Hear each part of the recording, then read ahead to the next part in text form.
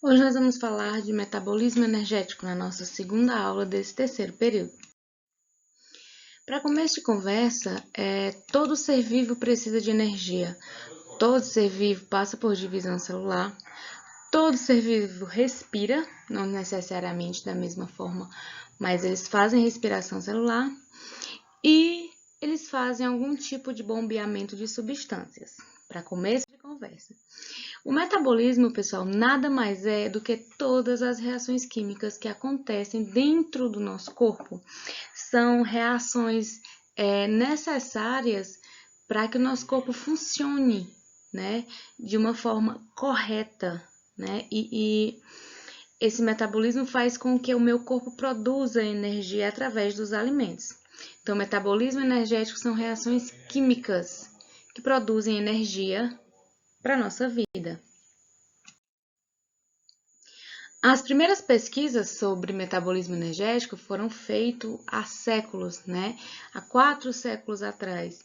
Então, há muito tempo se fala dessas questões de absorção de energia pelo corpo humano. Com a evolução da ciência, né, e o surgimento da bioquímica, né, da biologia, do estudo da vida relacionado à química, já é possível compreender, por exemplo, que todos os seres vivos precisam se alimentar. Não necessariamente da mesma forma, mas precisam se alimentar. Para que ocorra o metabolismo consequentemente e a liberação de energia para que o ser vivo possa sobreviver e manter as suas necessidades vitais. Isso vale para todos os organismos vivos, sejam eles autotróficos, né, ou heterotróficos.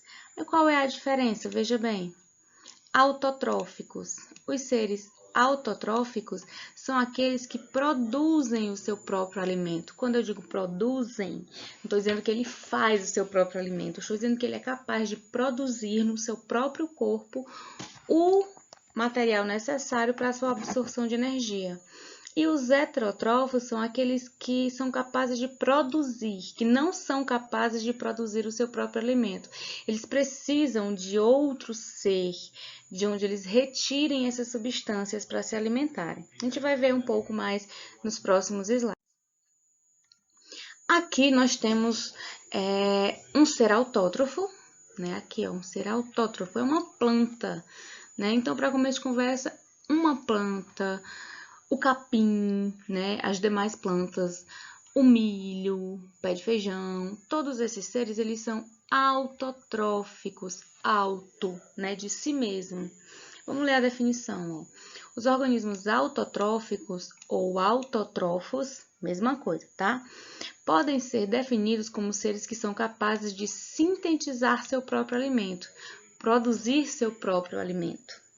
Ou seja, capaz de utilizar material inorgânico para sintetizar em material orgânico, ou seja, capaz de tirar alguma coisa do meio que não seja orgânico para transformar em substâncias necessárias para a sua vida. Entre os organismos que têm essa nutrição, essa alimentação autotrófica, a gente tem os vegetais, as algas, as cianobactérias, algumas espécies de bactérias e alguns protistas, né? Vocês vão conhecer um pouco mais sobre protistas lá no segundo ano. E, assim, quando fala sintetizar, aliás, quando fala de nutrição, esses seres, eu tô falando de alimentação. Então, a planta, pessoal, ela se alimenta, mas não como a gente, né? Da raiz, ela absorve sais e minerais, mas para crescer... todo mundo já ouviu aquela historinha, tem que comer para crescer forte, né? Então, a planta ela também tem que se alimentar para crescer forte, mas a alimentação da planta é por forma autotrófica, né? Ela não come, ela não se alimenta, ela faz um processo chamado de fotossíntese. Ela retira essa capacidade da luz solar, né? Para produzir o seu próprio alimento.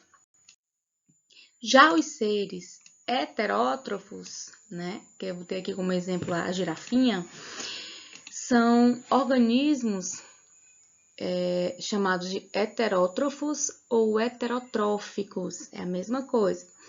São aqueles que não são, por sua vez, não são, né, capazes de produzir o seu próprio alimento, dependendo do consumo do material orgânico previamente formado, né?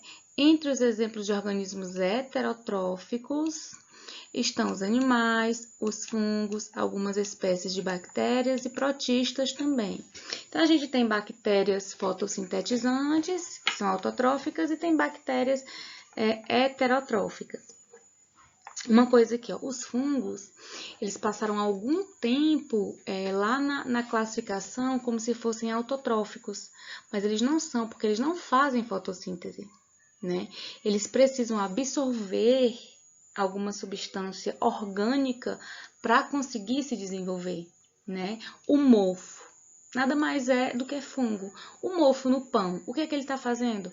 Aqueles organismos no pão, só um exemplo, né? Ele está fazendo o que? Ele está absorvendo os nutrientes do pão, né? Para que ele possa se desenvolver. Então, é como se ele estivesse comendo, se alimentando. Então, ele não é autotrófico, ele é heterotrófico. Resumindo, o ser autotrófico é aquele, de forma bem básica, é aquele que faz o processo de fotossíntese, que consegue transformar. Temos também a quimiossíntese, que não veremos agora, só posteriormente. Consegue, através da luz do sol, luz, né? Foto vem de luz. Através da fotossíntese, produzir o seu próprio alimento, né? A glicose, para que a planta possa se desenvolver. Aqueles que fazem esse processo são chamados de autotróficos. E aqueles que precisam comer, se alimentar, assim como gato, cachorro, nós, né? Eles são chamados de heterotrófos ou heterotróficos. E o metabolismo energético ele é dividido em duas classificações, o anabolismo e o catabolismo. Então, eu tenho duas divisões aí de metabolismo, o anabolismo e o catabolismo. E qual é a diferença entre eles? Aí eu botei esse exemplozinho aí de muscular porque é o mais comum, né? Vamos lá, o anabolismo. São atividades químicas que permitem a formação de moléculas complexas, né?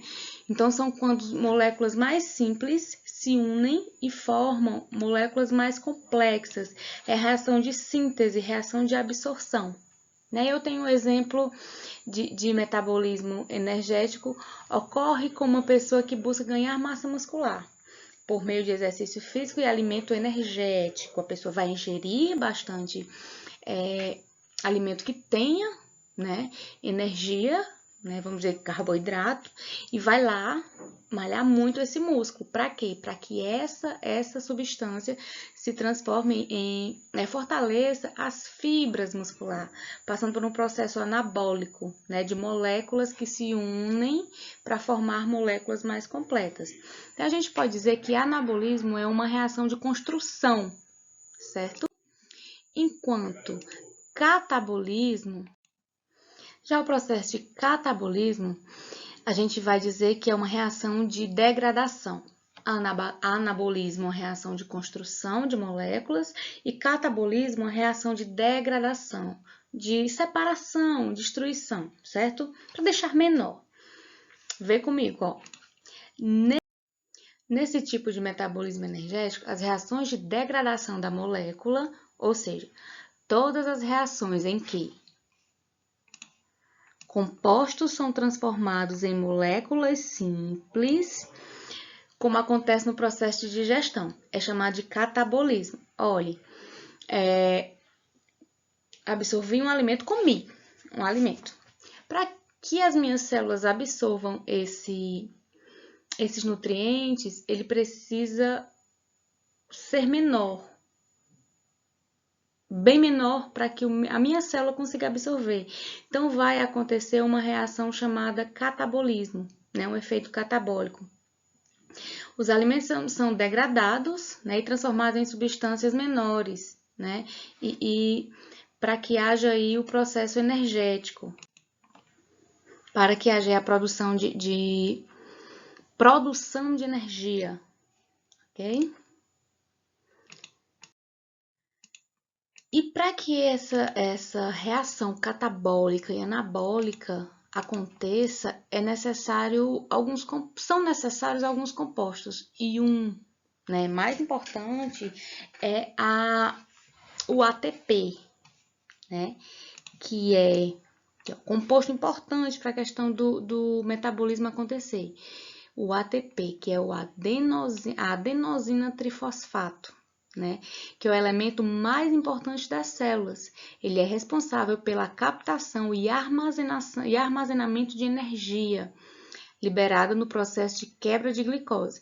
Então, quando eu estou quebrando a molécula de glicose, a molécula de energia, para produzir energia para que eu possa andar, correr, falar, entre outras coisas, quem está diretamente ligado a esse processo é aqui essa molécula de ATP, né, que é a adenosina trifosfato. Vamos ver aqui de forma bem básica, mais ou menos, como é que acontece o processo de fotossíntese, né? A fotossíntese é o processo em que ocorre a síntese da glicose a partir de gás carbônico, né, o CO2, e água, que é o H2O, na presença da luz, no caso aqui, da luz solar. É um mecanismo autotrófico, né, feito pelos seres autotróficos, são aqueles capazes de produzir o seu próprio alimento, como a gente já viu, com plantas, bactérias e cianobactérias. Olha o que acontece aqui, ó.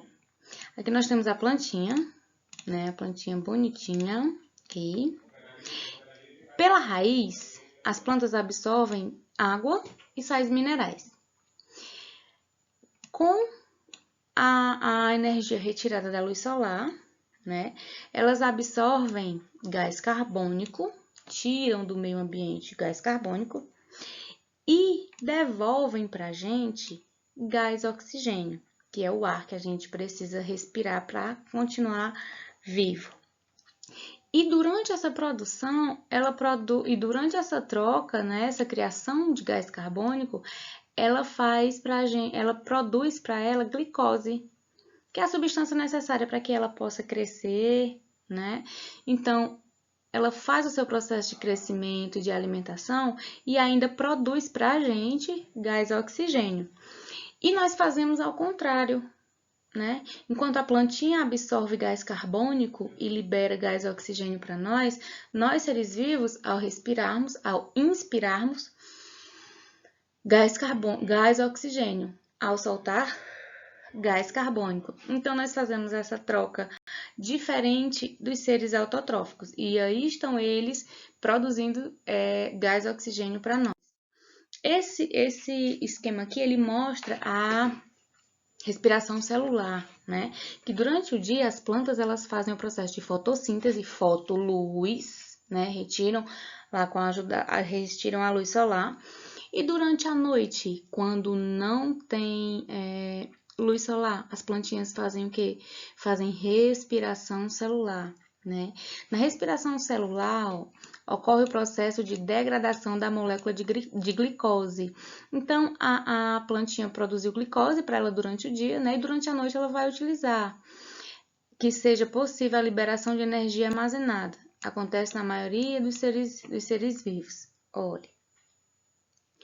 Durante a noite, a plantinha, ao invés de absorver, né, gás carbônico, ela faz como a gente. Ela absorve gás oxigênio e libera gás carbônico. Durante o dia, ela tira essa energia para fazer isso da luz solar. Durante a noite, como não tem luz solar, ela usa as moléculas de glicose que ela produziu durante o dia. Ok? Bom, então nessa aula nós falamos um pouco sobre metabolismo energético, né? Os dois tipos, anabolismo e catabolismo. Isso vem sendo estudado desde séculos atrás. Falamos das diferenciações entre anabolismo e catabolismo. Conhecemos de forma básica o processo de fotossíntese realizado pelas plantas e de respiração celular também realizado pelas plantas, no caso que nós vimos aqui.